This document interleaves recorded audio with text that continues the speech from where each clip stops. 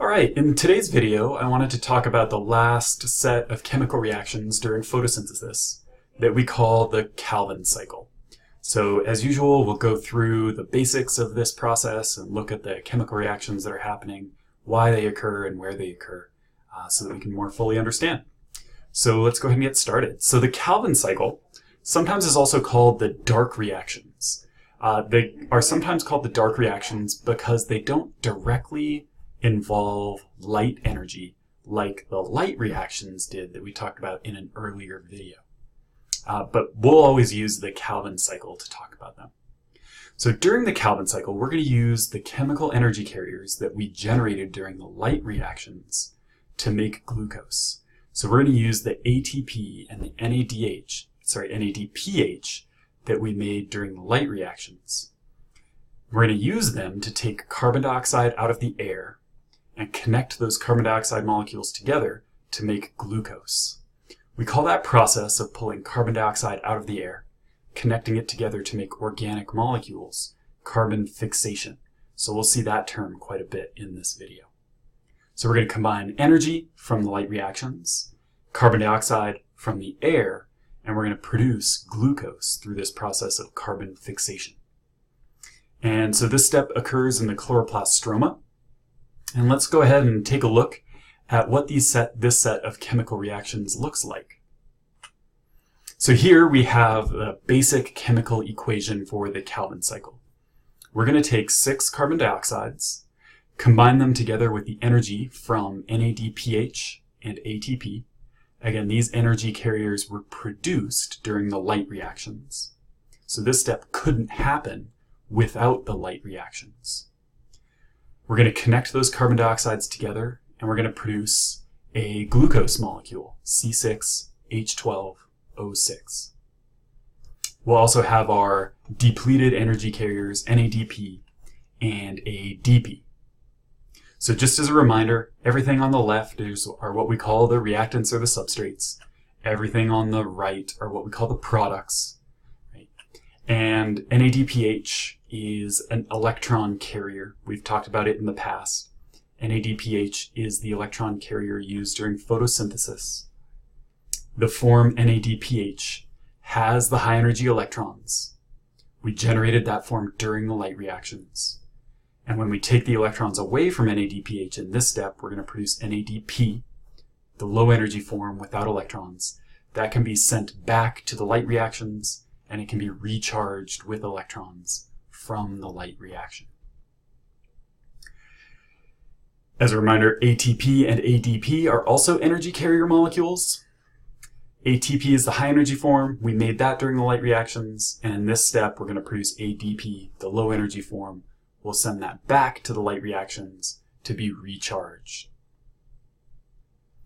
Okay, so in terms of the Calvin cycle, we're going to break that chemical reaction into 4 major steps. So let's think about those 4 major steps and then we'll look more closely at each of those steps. So the first step we're going to talk about is carbon fixation. Carbon fixation is when a very special enzyme called rubisco takes that carbon dioxide out of the air and attaches it to other organic molecules. In this case, we're going to attach it to something called RUBP. So we'll look at that step. Immediately following that, we're going to get a step we'll call reduction. This is when we use the energy and electrons in NADPH and ATP to generate a new molecule called G3P, which is this glyceraldehyde 3-phosphate molecule. After reduction, we'll see a step called regeneration. This is where we reform the starting molecule that we need, RUBP. We use that in the first step. We're going to reform it so that this cycle can continue to spin. And then the 4th step we'll talk about is glucose formation. That's the goal of photosynthesis, is to make glucose, to have our stored energy. And we're going to see that we can make glucose if we can get 2 of these G3P molecules. We'll put them together.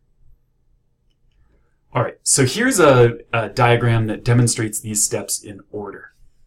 So up here in the top is the carbon fixation step, step 1, where we're going to take this thing, RUBP, We're going to combine it together with a carbon dioxide molecule. The enzyme Rubisco is going to do that step. You can see RUBP contains these 5 black carbon atoms. So we're going to take this 5 carbon molecule and add a carbon from carbon dioxide. We're going to get 6 carbon molecule, but it immediately breaks apart into these 2 3 carbon molecules. But that's carbon fixation. We'll look more closely at that in just a second. After carbon fixation, we do this reduction step, where we're going to take our 3 carbon molecules, we're going to add energy from ATP and electrons from NADPH, and we're going to convert this 3 carbon molecule into a different 3 carbon molecule down here called G3P. G3P is a really important molecule in this pathway. We're going to pay a lot of attention to G3P and what we can do with it. But we produce it through that reduction step. After reduction, we're going to take some of these G3P molecules and we're going to perform regeneration. We're going to combine them together in a certain way, add some more energy through ATP, and reform the RUBP molecule that we need to keep this cycle turning. Okay, so we have to reform RUBP because we need to stick another carbon dioxide onto it later on, and that turns it into a cycle. So we'll look more closely at those steps. Step 4 is down here in the bottom left. In step 4, we're going to take 2 of these G3P molecules. We'll talk about how we can make 2 extra ones. And we're going to combine them together to make a single glucose molecule. All right, so let's look at each of those steps a little more closely. So in step 1, again, that's called carbon fixation. We're going to take this RUBP molecule, or ribulose 1,5-bisphosphate, but RUBP is a perfectly good name to try to remember. Remember, it has 5 carbons in it. We're going to combine it together with 1 more carbon, and that's going to make this 6 carbon molecule right here. This 6 carbon molecule is unstable. So as soon as we make it, it almost immediately breaks in half into these 2 3 carbon molecules that we call PGA, which is short for phosphoglycerate. Okay. So carbon fixation is when we take a carbon dioxide out of the air and we connect it to an organic molecule, in this case, RUBP. Right? So carbon fixation is taking carbon out of the air and connecting it to a molecule inside the cell. And in this step, carbon fixation produces these PGA molecules, 2 3 carbon molecules. This step, carbon fixation, is very interesting. It's unique in biology. Plants can do this, but not very many other organisms can. And this enzyme that performs this step, Rubisco, is really special. So Rubisco is an enzyme that we'll be paying a lot of attention to as we talk about photosynthesis through the rest of the course. Okay, so that's step 1, carbon fixation. Here's step 2. In step 2, we're going to do reduction. We're going to take the products of the first step, carbon fixation, our PGA molecules, and we're going to combine them together with some energy from ATP and electrons from NADPH. That's going to turn our PGA molecules into something we call G3P. This is going to be the molecule we're trying to make. So these G3P molecules are really important. And then we've got our low energy ADP and our depleted NADP molecules. They don't have electrons on them anymore. So in reduction, 1 ATP and 1 NADPH are used to reduce each PGA molecule. And again, just as a reminder, we call this step reduction because reduction is when a molecule gains some electrons. So in this case, PGA is getting electrons from NADPH. And now G3P is the form of the molecule with extra electrons in it. We reduced PGA to form G3P. So that's reduction. In the next step, regeneration, we're going to take several of these G3P molecules we just made. We're going to invest some additional energy, ATP, to make the starting material we needed, RUBP. Again, we have to reform this RUBP so that our cycle can continue to turn.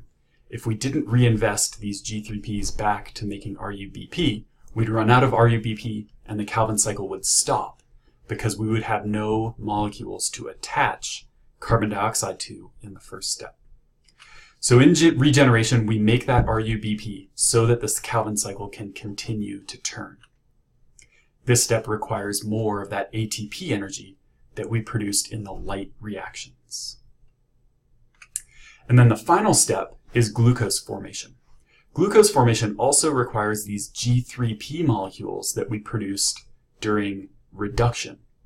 Some of them we funneled into regeneration, so we'd have RUBP.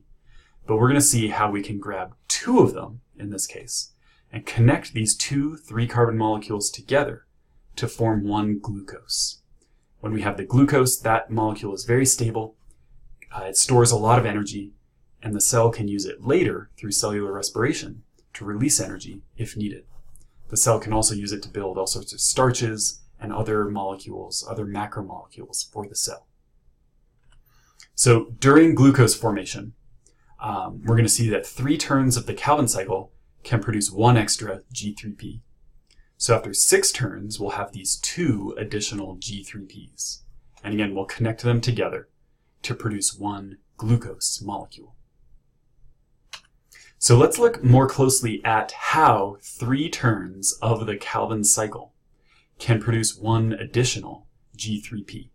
And then once we have 2 additional G3Ps, we can turn that into a glucose, as we just said. So here, let's think about 3 Calvin cycles happening at the same time. So again, the Calvin cycle starts with this 5-carbon RUBP. We're going to use 3 of them. We're going to connect it together to 3 carbon dioxides. Again, the enzyme Rubisco does that step.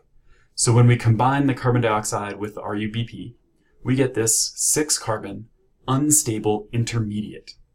Remember, as soon as those are formed, they break in half, and we get these PGA molecules. We have 6 of them now. So that is carbon fixation. The next step is reduction.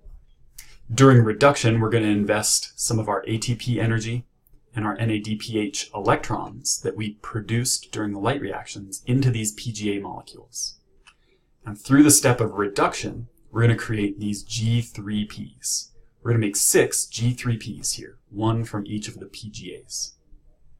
We also have our depleted ADP and our depleted NADP+. Next, we'll do that step of regeneration to reform our RUBP. So we're going to take 5 of these G3Ps, connect them together with some more energy, ATP, and that's going to produce 3 more of these RUBP molecules. Those 3 RUBP molecules can go right back into carbon fixation, and we can trap 3 more carbon dioxides. So that's 3 turns of the Calvin cycle all at once. And you'll notice down here at the bottom, we only had to use 5 of our G3Ps in regeneration. We have 1 extra G3P that we haven't used. And that extra G3P can be used to make a glucose molecule in that glucose formation step. We just have to do this turn 1 more time with 3 cycles of the Calvin cycle to produce 1 more G3P. Then we can take the 2 G3Ps and connect them together to make glucose.